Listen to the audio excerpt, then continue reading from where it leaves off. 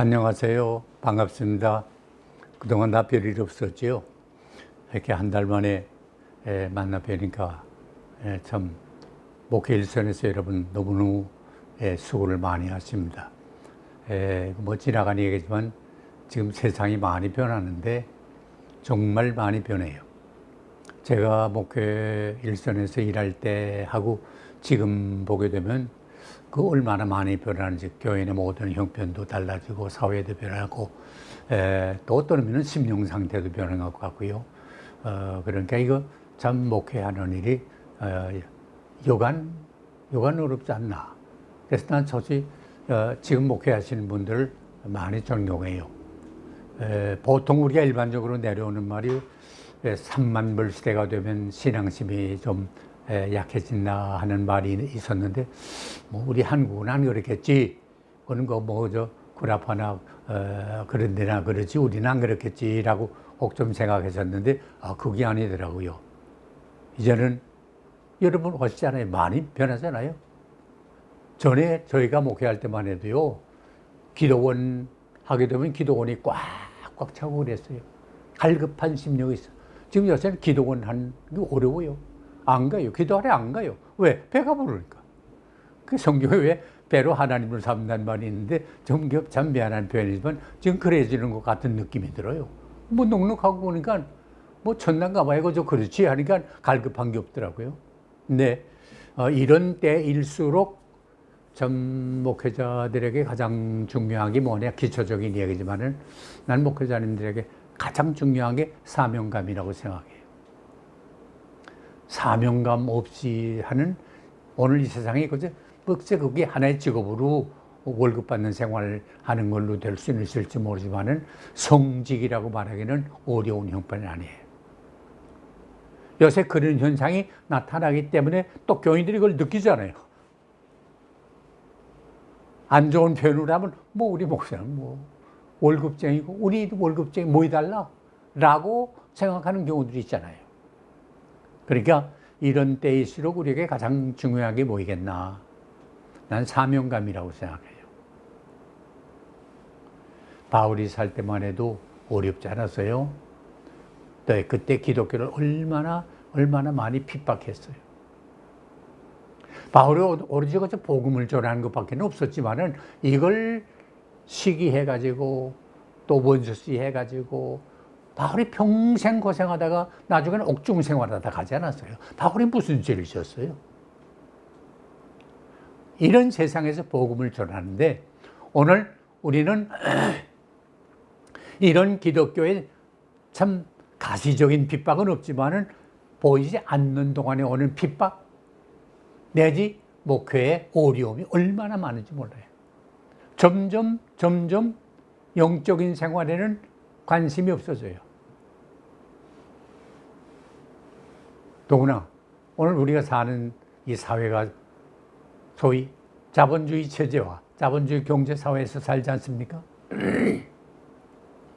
그러다 보니까 이 자본주의는 매스되거든. 모든 게 매스컴, 매스 프로덕션. 그래서 공장을 해도 기업을 해도 크게 해야. 그래서 뭐 우리 한국으로 말해도 뭐 5대 기업, 뭐 10대 기업, 20대 기업, 뭐 이제 이렇게 들어야 뭐 사회에서 인정을 받다 보니까 회사 하는 분들도요, 어떻게 하면 내가 회사를 키워서 커져서 그 안에 들어갈까 하는 걸로 뭐 수단, 방법 가리지 않고 하다 보니까 별일 많이 생기잖아요. 교회는 안 그래요? 교회도 사람이 모이는 데 아닙니까? 그러다 보니까 어떻게든지 수단과 방법 가리지 않고 사람이 많이 모여서 큰 교회가 되면 목사가 유능한 목사처럼 보이고, 안 그러면 그렇지 못한 사람으로 인정하는 것. 그리고 어떤 교인들 그럴때요, 큰 종, 하나님의 큰 종. 큰 종이 있으니까 작은 종이 있을 거 아니에요. 그러니까 큰 교회 하면 큰 종, 작은 교회 하면 작은 종. 이게 자본주의적인 면이거든. 교회는 그렇지 않아요. 세상 표준하고 완전히 다르잖아요. 크고 작은 게 문제가 아니잖아요. 하나님 앞에는 똑같아. 문제는 그 사람이 사명이 있느냐 없느냐 하는 게 중요하지. 사명 없이 그저 하나의 비즈니스로 큰 교회에서 자기 인컴만 많이 가지고 호의호식하고 하는 걸로 자랑 삼나면 이건 이미 살았으나 죽은 거예요. 오늘 그런 현상이 참 눈에 띄게 많은데 우리 한국 교회 특별히 그렇습니다. 사명. 바울은 사명으로 살다가 사명으로 간 사람이에요. 그래서 사도행전에 보게 되면 내가 지금 예루살렘으로 가게 됐습니다. 거기서 무슨 일을 당하는지 모르겠어요. 그런데 성령이 내게 밝히 말씀하시기를 결박과 환난이 나를 기다린다고 하십니다. 결박과 환난이 그를 기다리고 있었어요. 그러나 나는 하나님께로 받은 사명이 있는데 이 사명을 다하기 위해서는 그걸 개의치 아니하고 앞을 향해 나가겠습니다. 환난을 당하겠습니다. 결박을 당하겠습니다. 핍박을 받겠습니다. 이런 각오 그런 살아자. 왜? 나는 주께로부터 받은 사명이 있습니다. 아주 이거 기초적인 얘기지만요. 사명 아주 중요해요. 난 목회할 때요. 어느 권사님이 저를 찾아왔어요. 그래서 목사님, 우리 애가 1차 대학 시험에도 안 되고 2차도 안 됐어요.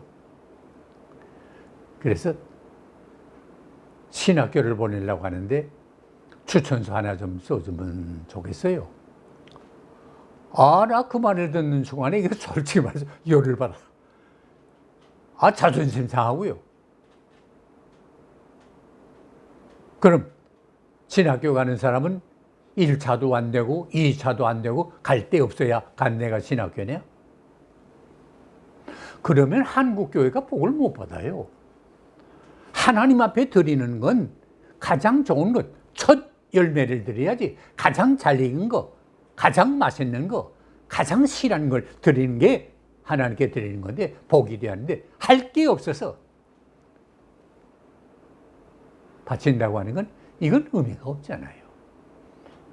나 그때 일을 평생을 잊어버릴 수가 없어요. 나는 이 말은 꼭 공부 잘해야 목사가 된다 그 말하고는 달라요. 사명 있으면 돼요. 그러나 정신 자세가 의식이 할 거 없으면 내가 목사한다.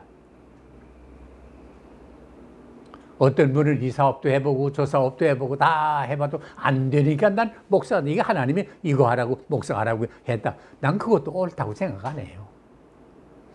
중요한 건 하나님이 복음 전파를 위해서 나를 부르셨나? 이 부르심을 위해서는 내가 어떤 희생도 각오하느냐? 이게 사명이지. 할 거 없어. 갈 데가 없어서 목사 된다는 건 난 그건 하나님이 축복하지 않는다고 생각해요. 중심을 바쳐야 돼요. 사명이 뭐예요?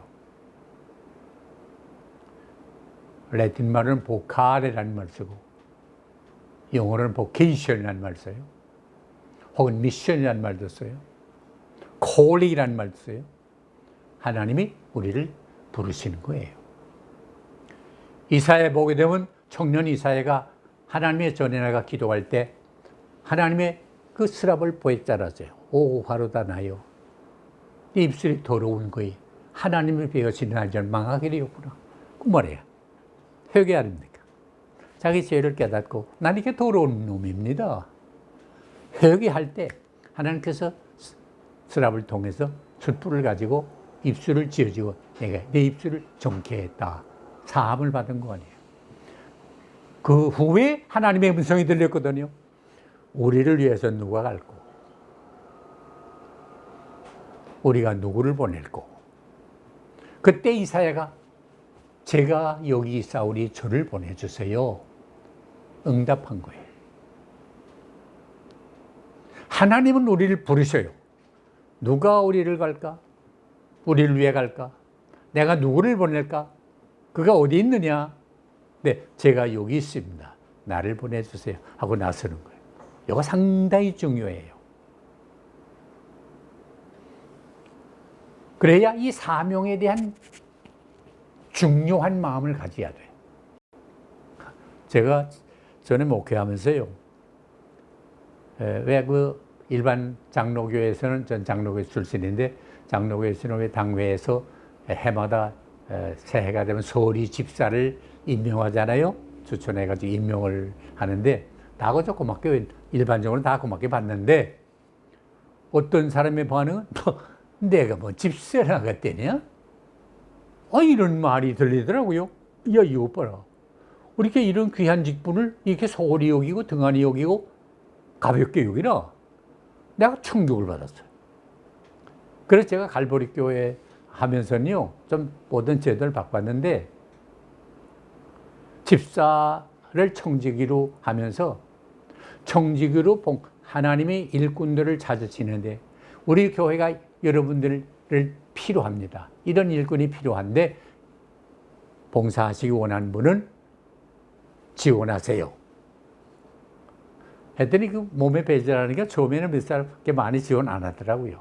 그래서 그런가 보다 하고 많이 지원 안 한 분만 택해가지고 결국 이제 청지기회, 재직회 그걸 이제 했는데, 그 다음에도 또 이제 그렇게 해서 하니까 뭐 안 하니까, 지원 안 하니까 집사일도 안 맡긴다고. 그러니까 야, 이거 이러다가 내가 못하겠구나 해가지고 그 다음에는 점점 늘어서 이제 하는데, 자기가 지원해서 하는 것과 대답하고 예 내가 가겠습니다 하는 것과, 하려니까 뭐 안 할 수도 없지, 뭐 교회에서 하려니까 해야지 하는 것과 봉사열이 하늘과 땅이에요.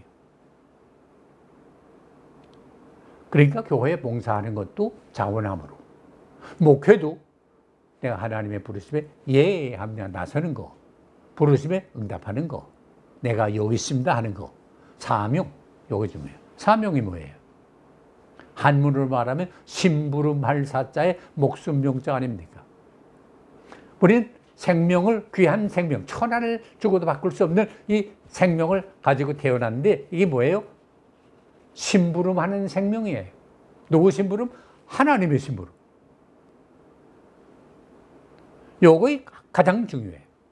나는 하나님의 심부름꾼이다 하는 의식을 갖는 거, 사명감안이에요.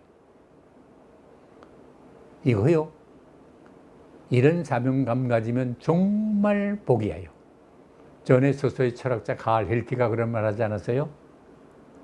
사람이 살아가는데 하루를 살아도 자기의 사명이 무엇인 걸 깨닫고 사는 사람만큼 행복하고 만족하고 감사하고 보람되고 긍지를 가지고 사는 사람이 없다. 난 그렇게 생각해요. 사는 사람이 다 비슷해요. 사명감 가지고 사는 사람이나 사명감 없이 사는 사람이나 얼른 볼 땐 비슷해요. 그러나 삶의 질이 완전히 달라요. 목사도 그래요. 사명감 가지고 하는 목사와 그저 하다 보니까 어떻게 하다 보니까 목사가 된 사람하고 얼른 볼 땐 비슷해요. 하지만 삶의 질이 완전히 달라요. 정말 사명감 가지고 하는 사람은요, 만족하고 감사하고 보람되고 행복하고 기쁘고 그래. 난 여러분들이 다 이런 사명감 가지고 할 수 있으면 좋겠어요. 심부름. 심부름에는 큰 심부름도 있고 작은 심부름도 있잖아요. 심부름 종류에 따라 다르잖아요. 나라의 큰 심부름 맡아가지고 외국에 파송되는 사람은 큰 심부름꾼이라고 해서 대사라 그러잖아요. 특별한 심부름 맡아가는 사람은 특사라 그러잖아요.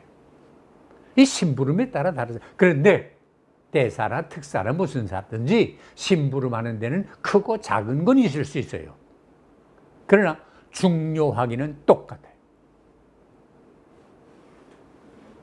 내가 들은 이야기인데 좀 일부는 잊어버렸습니다만, 전에 그 한국 동란 때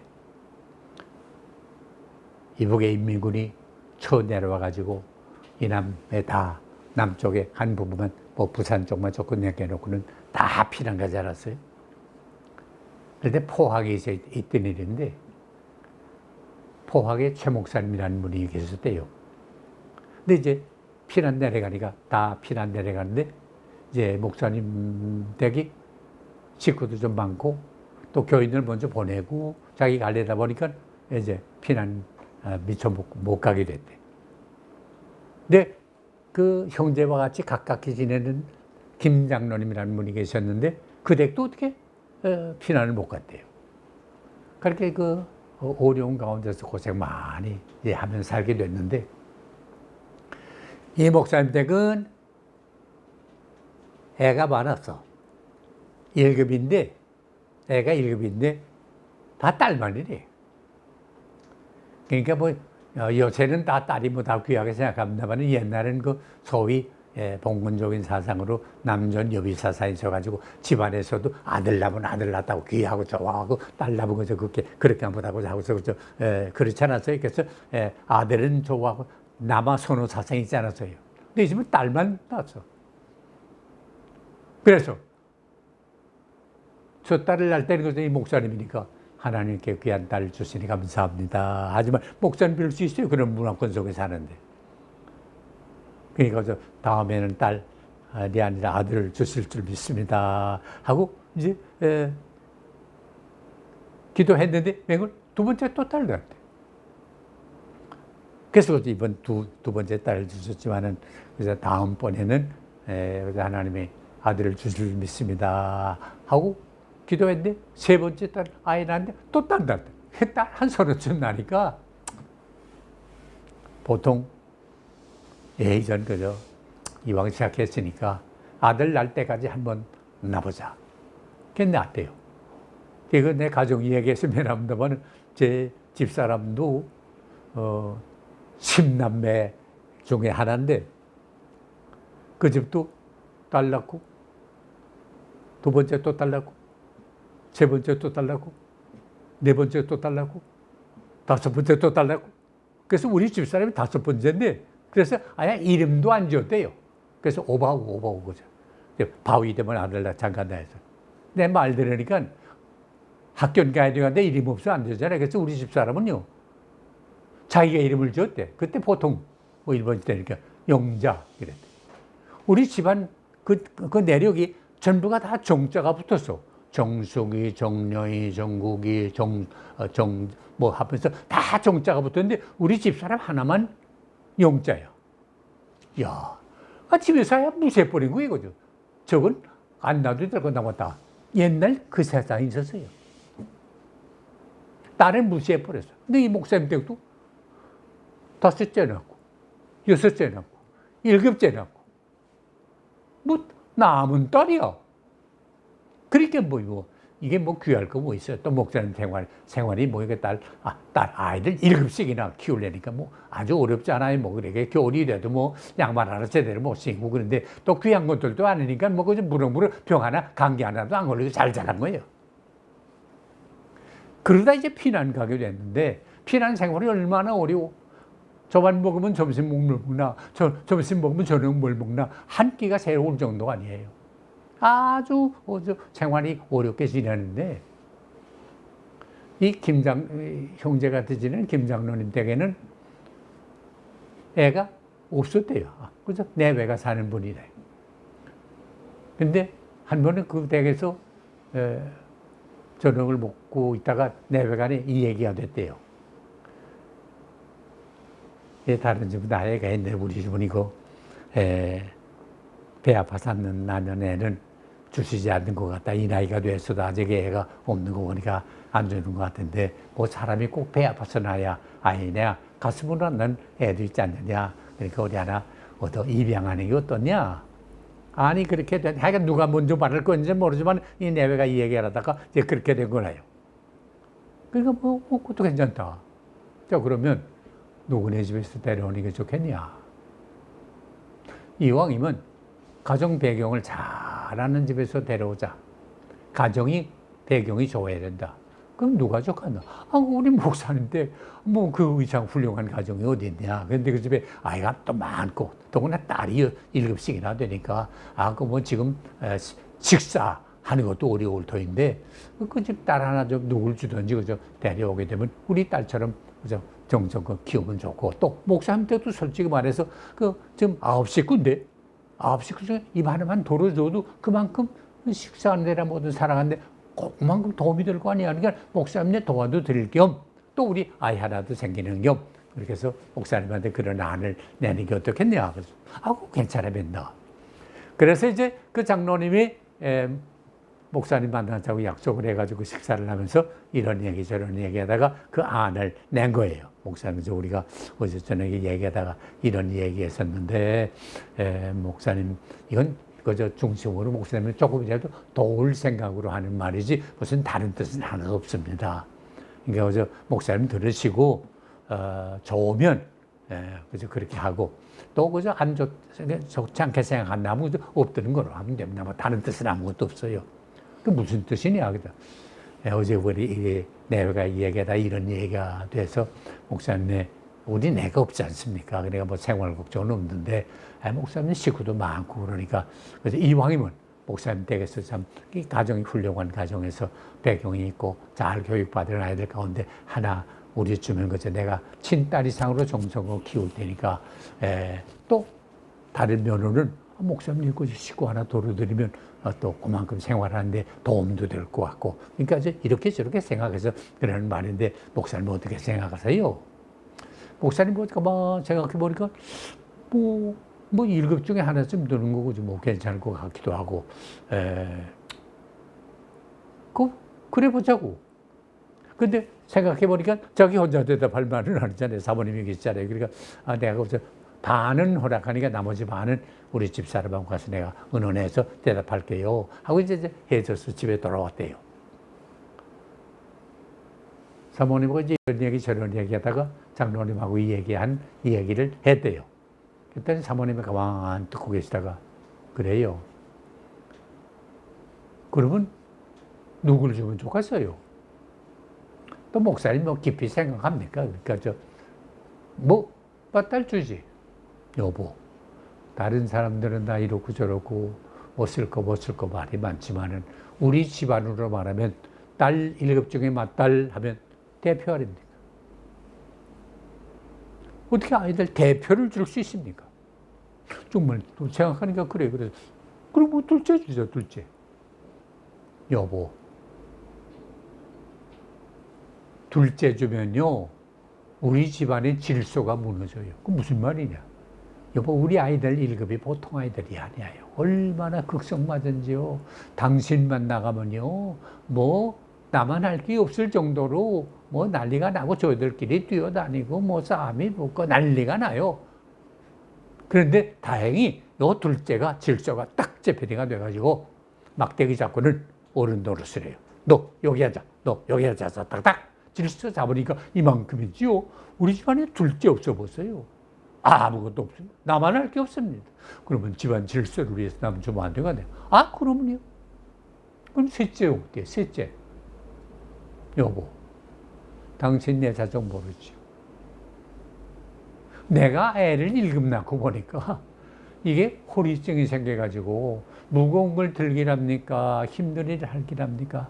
그래도 다행히 이 셋째가 아이가 바지런해가지고 물기로 온다, 불때 해준다, 밥 해준다, 빨래 해준다, 청소해준다. 집안 살림 걔가 다 맡아 하는데 셋째 주게 되면 우리 집안 살림 누가 하면 당신 맡아 하세요. 아이고 그런 거지. 셋째 집안 살림을 위해서도 주면 안 되겠네. 그렇지요. 그럼 넷째 주자. 여보, 당신 걔 성적표 봤어요? 못 봤지? 아버지라는 게 이렇다고 아이들 성적표라도 좀 보세요. 성적표가 어떤데? 걔는요, 전 과목이 수예요, 수. 우리 집안에서 걔가 제일 공부 잘해요. 아니, 공부 잘하고 똑똑하고 남주고 우린 뭘 가지라는 거예요. 그 주문 정말 안 되겠네. 그럼 다섯째 주자, 다섯째. 여보, 걔는 죽어도 욕먹어요. 아니 죽어도 욕 못하니. 당신 모르네. 걔는요 이렇게 찬바람이 조금 나면요 콜롱콜롱 전식기가 있어가지고 기침기 있는데 우리 부모 밑에 자라니 그러지. 장로님 댁에 들어보세요. 밤낮 콜롱 기침기 있게 되면 어디서 쓰지 못할 병시 새끼 하나 줬다고 두고 원망할 텐데 죽어 욕머리를 왜 해요? 또 그만이 그럴듯해요. 그 다음에 6째인데 때 하도 많다 보니까 잊어버리면 모르겠어. 미안해요. 그 막내 주자, 막내. 정말 걔는 안 돼요. 그 왜? 그랬더니 딸 1급 중에 나 닮은 건 그거밖에 없어요.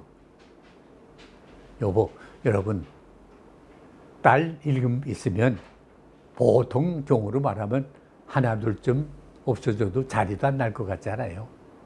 그런데 부모의 마음속에는요 하나하나가 소중해. 난 이 얘기를 들으면서 느낀 게 많아요. 하나님께서 우리를 보실 때 이렇게 보시노라.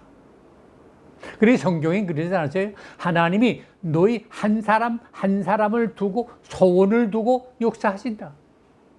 하나님은 우리 한 사람 한 사람을 향하신 소원이 있어요. 기대가 있어요. 바람이 있어요. 요거 아셔야 돼요. 나는 그런 의미에서 소중한 존재예요. 누구는 중요하고 누구는 덜 중요하고 큰 목사는 중요하고 작은 교회 목사는 중요하지 않고 아니에요.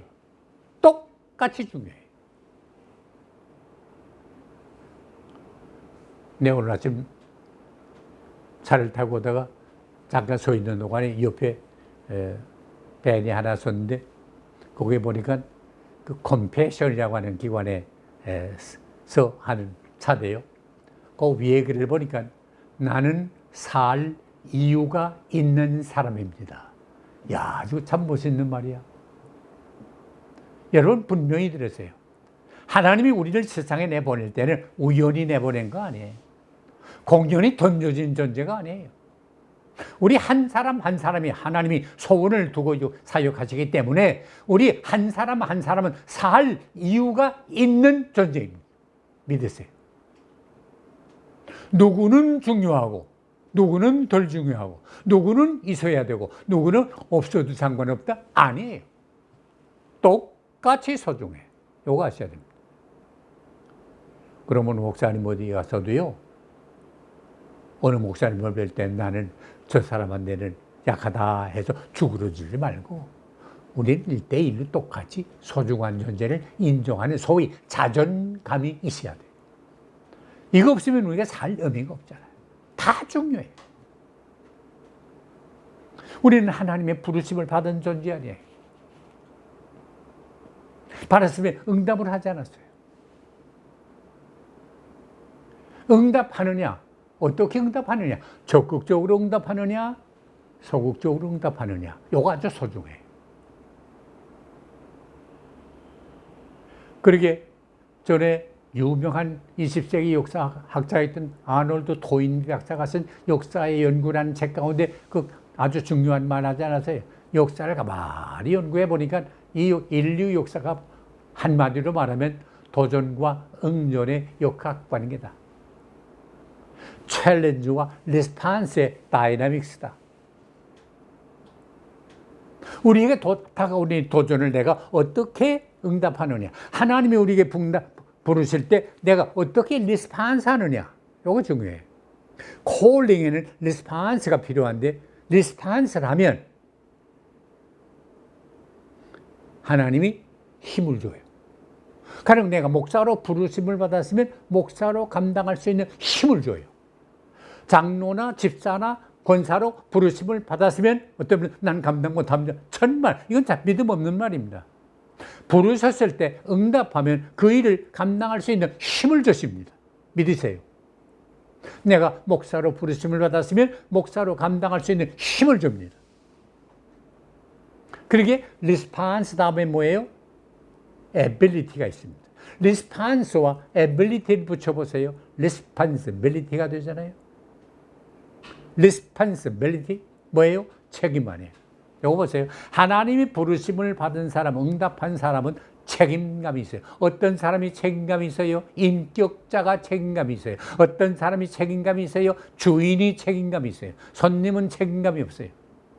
난 늘 걱정하는 것 가운데 하나가 우리나라를 책임지고 일하는 사람들이 직분을 맡았는데 가령 그것이 대통령이든 뭐 장관이든 뭐 국회의원이든 무슨 뭐 어떤 직분을 맡았든지 심지어 공무원 하나까지 다 직분을 맡았는데 이거에 대한 책임감이 있느냐, 책임의식이 있느냐, 주인의식이 있느냐, 이거 아주 중요해요. 그 어떤 장관 척 보면요, 나는 책임이 없는데 그 아무개가 한 건데요.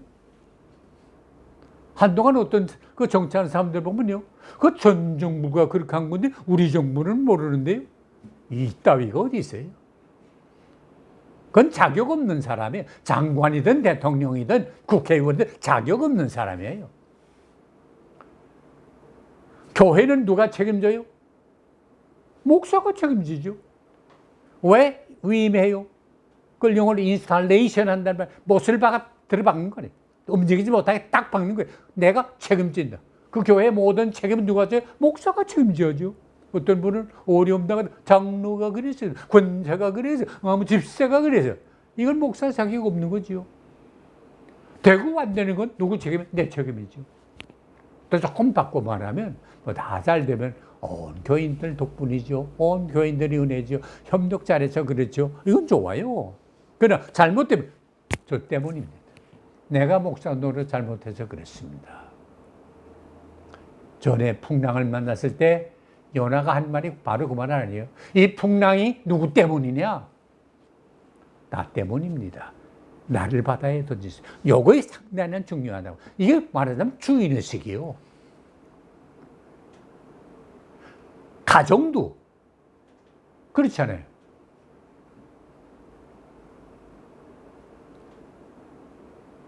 아버지가 아버지 책임을 잘 해야 이 가정이 서잖아요. 아들은 아들 노릇 바로 해야 되잖아요. 나라도 같죠. 군군 신신 그랬거든. 대통령은 대통령 책임을 바로 하고 신하, 장군은 장관의 책임을 바로 해야 돼. 똑똑히. 책임 회피하지 말고 책임을 지어야 돼. 우리는 미니스터라는 말 씁니다만은 미국 같은 데서는 세크리타리라고 그러잖아요. 세크리타리라고 애그리컬처 하면 농림부 장관을 세크리타리라고 그래. 그건 비서로 책임지고 한다. 미니스터라는 말 안 쓰잖아요. 그 방면이 심부름이야. 이거 어떻게 된 거지? 우리나라는 장관들이 대접받으려고 한 자꾸 그러더라고요. 내가 장관인데 사실 따지면 어림없는 일이에요. 모든 이 분야에 대한 건 내가 책임집니다. 가령 법무부 장관 하면 법무부에 관한 거, 이 분야에 대한 거 내가 다 책임집니다. 노동부 장관 하면 노동부에 대한 것은 내가 책임집니다. 뭐 교통부 장관 하면 교통부에 대한 건 내가 책임집니다. 이걸 다른 사람한테 책임 넘기는 건 그건 자격 없는 거예요. 난 그래서 이번에 부탁은 우리 윤 정권은 책임지면 좋겠어. 솔직히 지나간 분들 책임 안 지는 사람 얼마나 많은지 몰라요. 책임 회피하고 누구라고 하는 어떻게 국민들에게 실망을 줬는지 몰라요. 책임져야 돼. 어떤 어려움이 있어도. 교회도 마찬가지. 목사가 책임져야 돼. 이게 인격자야. 말했으면 말에 책임져야 돼요. 요새 어떤 분 보니까요. 말해도 난 그 말 한 적이 없는데요. 내가 존경한다고 그랬더니 진짜 존경한 줄은 알대요. 이게 말이에요. 그 사람이에요. 그런 사람이 어떻게 지도자가 돼요? 난 다 그걸 섞어내면 좋겠어. 그래서 우리나라가 정말 자유민주주의가로 신용 있는 나라, 인격적인 사람이 사는 나라로 든든히 서가면 좋겠어요. 안 그러면요, 이건 모래 위에 지은 집이에요. 책임지자. 그럼 어떻게 살아요? 첫째, 아까 말씀드린 것처럼 주인의식을 가지고 살자. 국민은 한 사람 한 사람이 나라의 주인이다. 교인은 교인 한 사람 한 사람이 이 교회의 주인이다 하는 의식을 가지고 살면 교회는 교회대로, 나라는 나라대로 완전히 달라지게 될 줄로 믿습니다.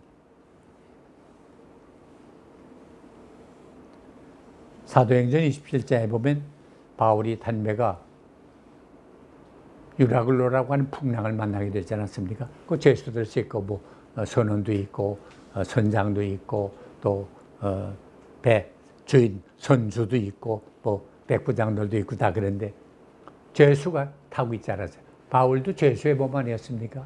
전체를 말하면 276명이 살았는데 유라굴로라고 하는 풍랑이 일어나가지고 도저히 감당할 수 없을 정도로 어려움을 당하게 되지 않았어요.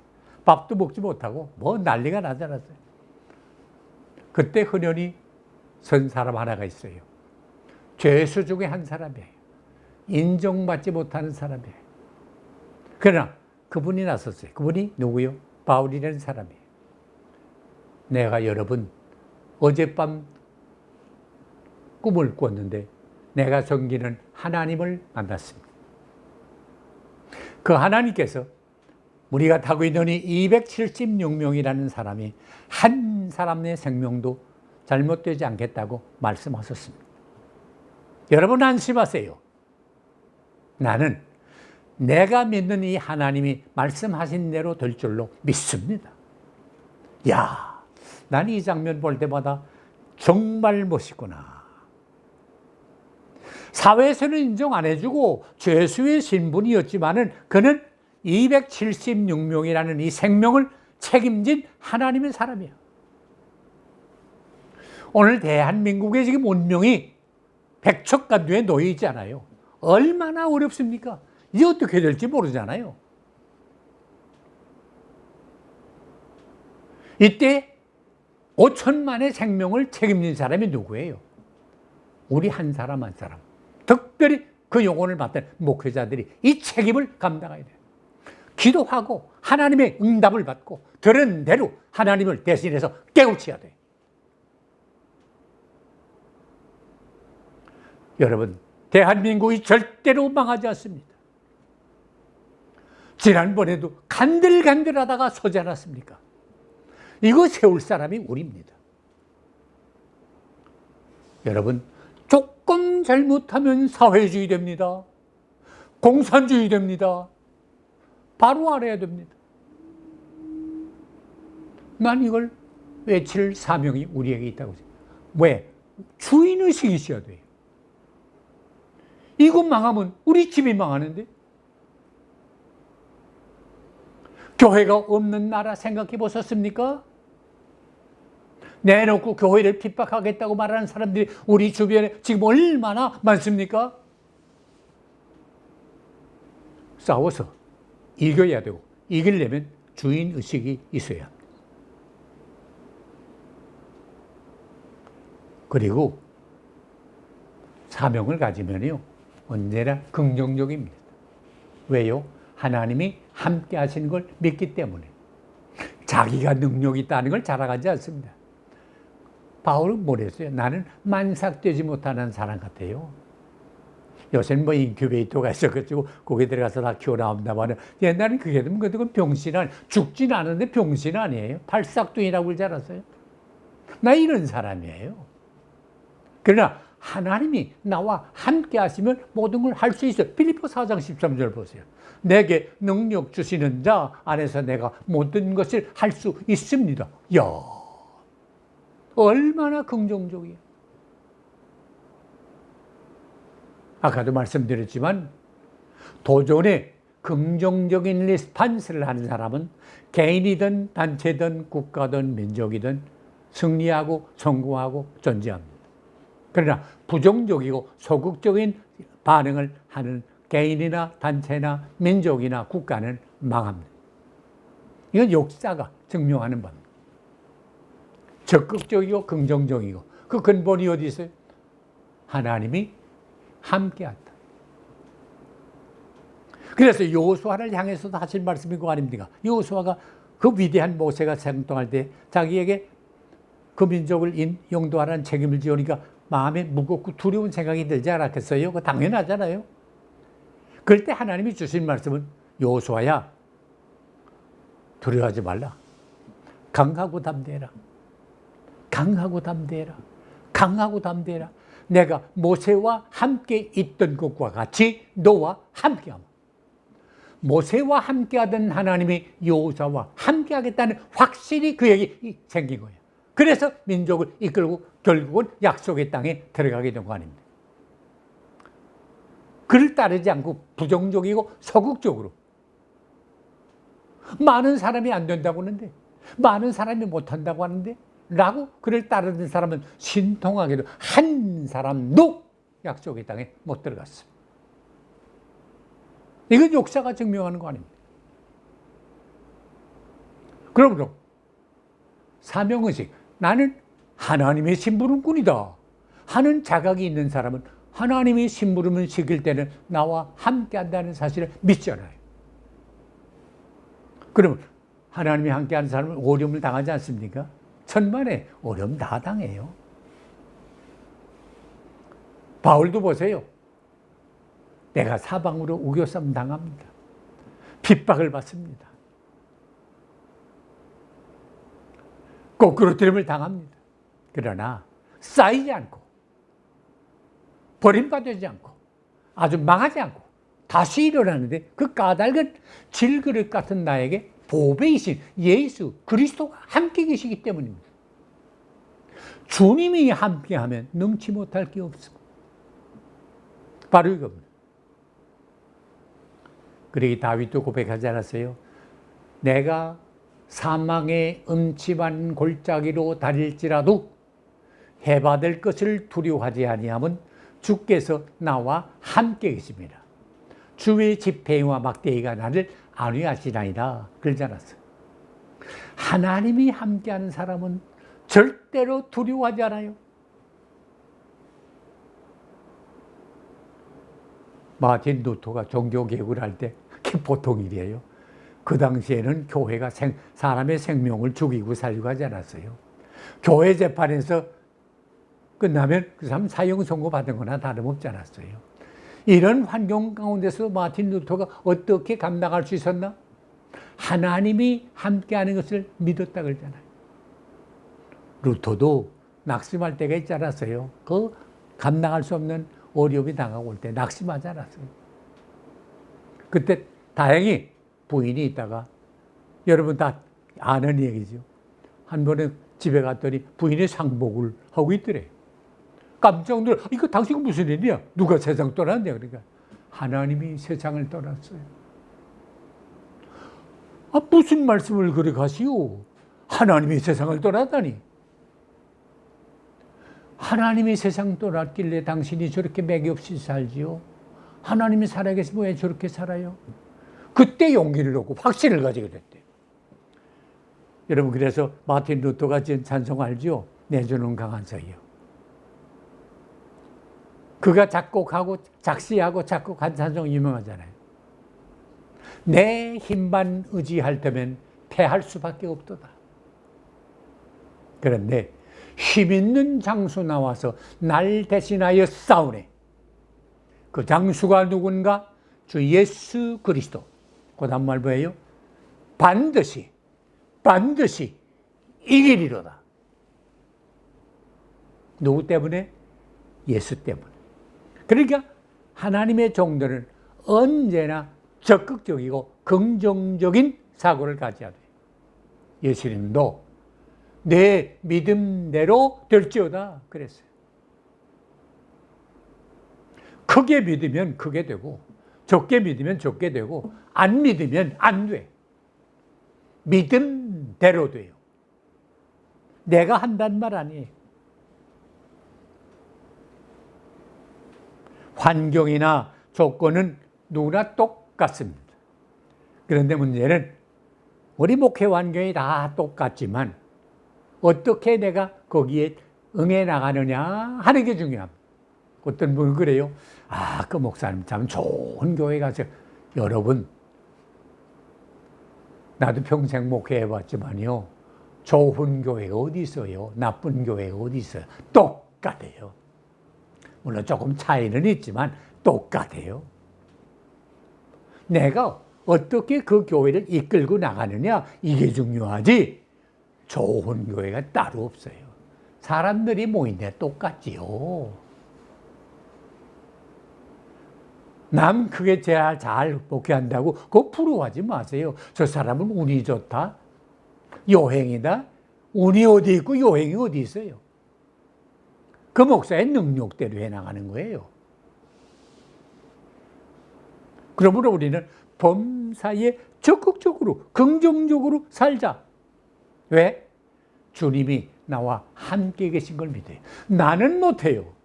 그러나 하나님은 하셔요.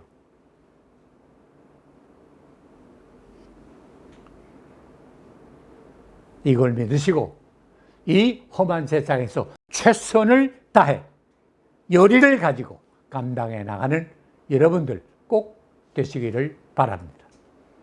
기도하십시다. 하나님 아버지 감사합니다. 이 어려운 때 우리를 불러주시고 사명감 가지고 바로 감당해서 주인의식 가지고 긍정적 자세로 확신과 열의를 가지고 최선 다해서 나중에 칭찬받는 종들 되게 하시고 한국 교회를 살리고 한국을 살리는 주의 종들 되게 하여 주옵소서. 예수님의 이름으로 간절히 기도하옵나이다. 아멘.